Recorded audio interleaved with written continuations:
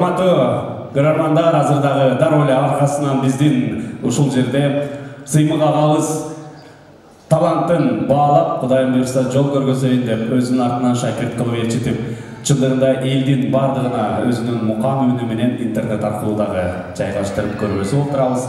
Бул жигитибиз Таластын эң чыгаан уулу болсо, азыр сиздердин алдыңыздарга бүткүл Кыргыздын уулу болоюн деп турат. Ошон үчүн жакшы бир кол чаап тосуп аласыздар деген ойдобуз. Анда эмесе Бакыт Сейиталиев деген сонун таланттуу жигитибизди чакырып коелук. Анда эмесе жакшы бир колдоп койсоңуздар.